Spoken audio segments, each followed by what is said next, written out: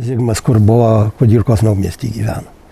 Ir jo sūnus Ignotėliu vadino, čia močiutė mano Ignotas buvo, tai šita mokslininkas, istorikas buvo. Mano dėdė Ambrazėvis Jonynas, kurį mes buvom ten šitam, reiškia, tam susitikime institute, tai pas jį disertaciją apgynė. Ir labai įdomiai darbą, jeigu aš šiandien trukdau, labai įdomiai buvo, kiek man dėdė pasakojo dar jaunystėje, sako, aš sako istorikas, o tu nori tautosaką apsiginti. Sako, nelabai man supras ir kažin ar pavyks. Sako, ką nors sugalvoti reikia. Tai dadėjo žodį, kad istorija ir tautosaka. Nu ir ką jūs manote, praėjo ten ir taip ir praėjo. Ir apsigynė. Prasidėjo persekiojimai. Ir jie visi, kiek jų ten buvo mūsų, visi persikėlė į šitus kraštus. Tai dalis tokia čia pasklido Vakrikštėnuose, šitą Ignotas, va čia kur, jisai šitą čia, Daugirduose, nu brolis, kitas, Udryvai, kitas brolis, ir trečias ar net ketvirtas brolis prie sienos į naumiestyje Kudirkos. Tai jis ten prie sienos su vokiečiais buvo, tai čia paskui padėjo mano proseneliui. Padargais, kaip ūkininkavo visi jie ten, taip va. Va tiek tokį likę. Nuo Trakų būtent? Jo, nuo Trakų, mes nuo Trakų kažkur, va čia va tam, va čia kažkur va yra, va tam aš. Namas buvo va štai šitaip. Galų namas, nu 2 galų kaip seniau. Jie gana pasiturinčiai gyveno. Tai čia jo tėviškė? Čia jo tėviškė. Žinai čia. Bet tai buvo tėvas vyriausias Juozas. Paskui buvo paskui Ambrazėjus buvo, paskui buvo Onutė teta,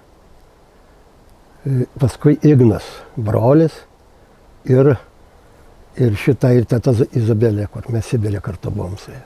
Tai jūsų tėtė Juozas? Juozas. Ir šitą... Vyriausias brolis.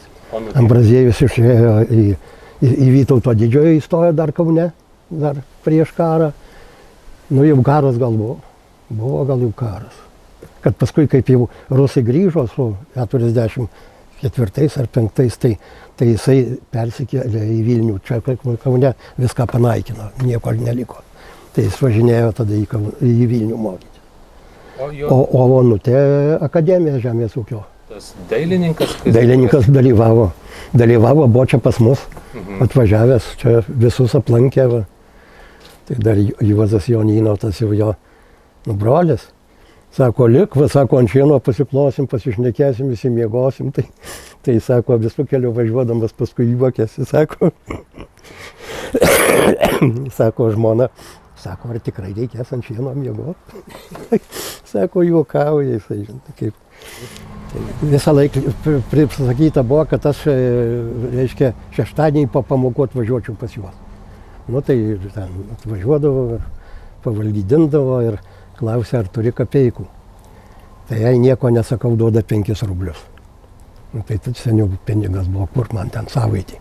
O jeigu, reiškia, jeigu sakau, kad dar turiu, tai 3 tada.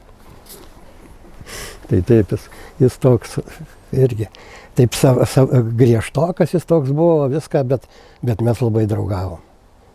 Tai būdavo tokių jaukų visokiausių, ten jis vaikštom mes čia, va, kaip mokėsi čia, gimnazijoje gal jau, Alytuj mokėsi, tai labai patiko gamtoje, paukštelius visokius. Tai aš vis juokaudamas ten pasakoju irgi, kad kaimynė sako Anelė, jau jo mamai, močiutei mano, sako, tas tavo vaikas užaugs kreivų galvų. Va sako, eina, užlenkęs galvą apie stogelius ir žiūri visokius paukščiukus, sako. Tai va taip juokėmės. Visi jis šitus dangaus kūnus neblogai, visus tos ženklus parodydavo man. Topolis toks didžiulis čia būdavo prie kluono. Tai nueinam, atsiremiam į tą topolį, va taip, nu ir pasakoja jis ten man. Tas ten toks ženklas, dangaus. Paskui čia jau atėjo laikas man ženytis. Nuvažiuoju. Sėdim abudu. Sakau, dėdė tokiu reikalu, aš sakau, ruošiuosi, sakau, ženytis, sakau, ar galėtum, pabūt svoto, papiršliaut. Žiūri į mane, tai nieko nesako. Sėdim abudu tylim. Paskui sako, aš tau atsakyti negaliu. Bet tai yra Krikštėnuose, Joninai, Krokininkuose, čia sekančiam kaime, tai jų šita irgi Joninai yra, bet ten mes kiek nesigiminiavom, nežinau. Gal ir kita kokia atšaka ar kaip. Yra daug girduose, va čia kaime sekančiam, va, tai va čia šitie broliai buvo. O daug girduose šitą? Va čia sekantis kaimelis. Ir Udrėjau, kad pravažiavom.